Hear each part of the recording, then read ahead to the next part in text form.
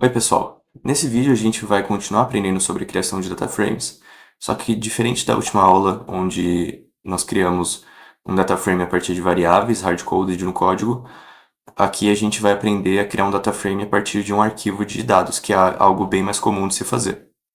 Então, começando a explicar sobre o código aqui, essas duas primeiras células elas são quase iguais à da última aula, como eu disse. A instanciação da Spark Session ela é algo que você sempre vai precisar fazer. Só a única diferença é que eu mudei o app name aqui para Reading a Dataset para combinar mais com essa aula. Eu vou estar executando aqui essas duas primeiras células, instanciando a nossa Spark Session para a gente poder começar a entender como funciona a leitura dos dados. Ok, a Spark Session foi criada aqui e agora a gente tem essa célula aqui.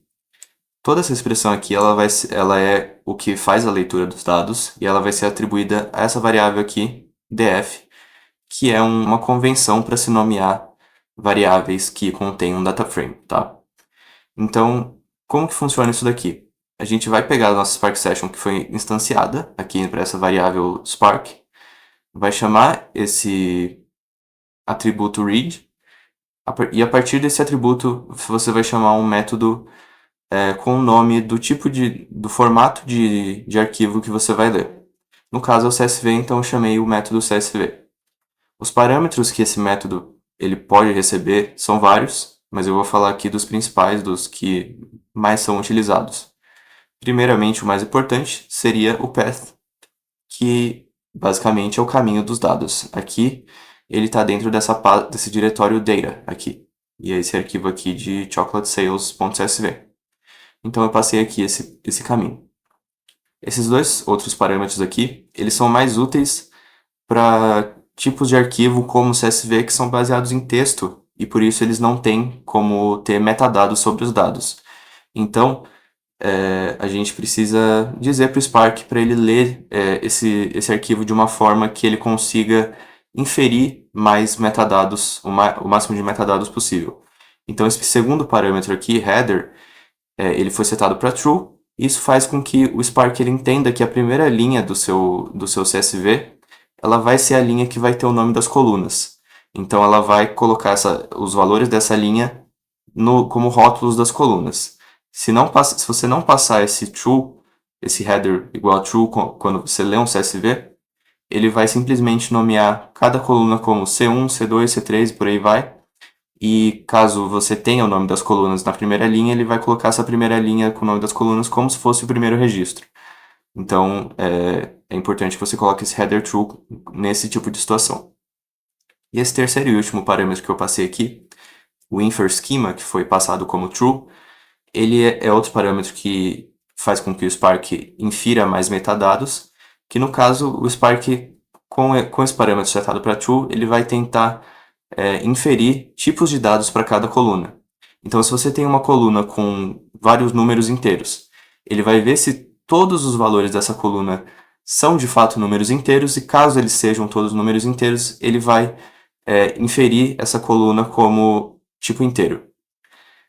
E isso dá muitas vantagens porque a partir disso você consegue acessar métodos e fazer cálculos de forma mais fácil que se você só faria com colunas que são de fato inteiras. E por aí vai. O Spark também vai tentar encaixar as colunas em vários tipos de dados diferentes. Se ele não conseguir encaixar em nenhum tipo de dado, sempre vai passar para string.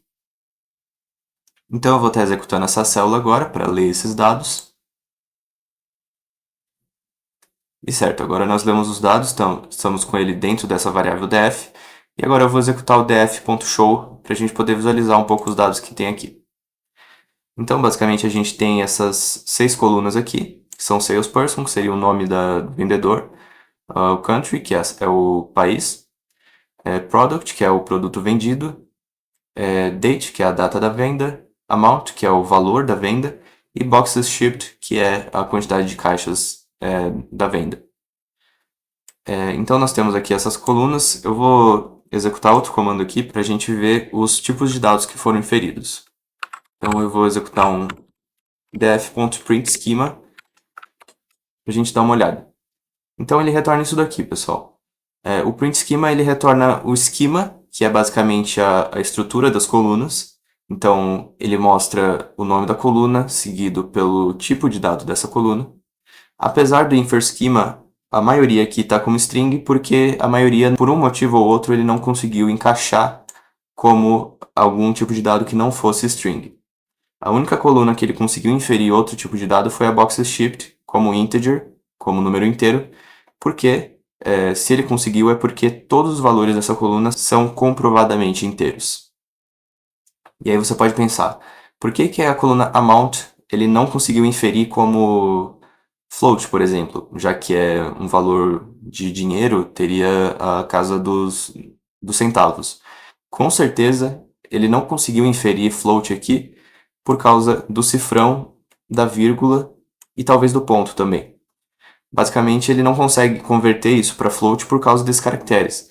Então, ele acaba, a única saída é inferir string mesmo, que é o padrão. E mais para frente, a gente vai estar aprendendo a limpar esses dados para que a gente consiga, de forma mais manual, de forma mais forçada, converter esse tipo de dados para que a gente possa realizar cálculos condizentes com esse tipo de dados. Então, é basicamente isso que eu queria falar nessa aula. Uma coisa que é importante ter em mente é que não se lê só CSV a partir de arquivos, tem vários outros formatos. Basicamente, para ler outros formatos, você seguiria esse mesmo padrão aqui, só iria mudar, ao invés de um método CSV, você usaria, por exemplo, o método Parquet, método Avro e por aí vai. Mas isso a gente vai estar vendo nas próximas aulas, essa leitura de outros tipos de dados também, e também a gravação de outros tipos de dados. Mas por hoje é isso, e nos vemos na próxima aula.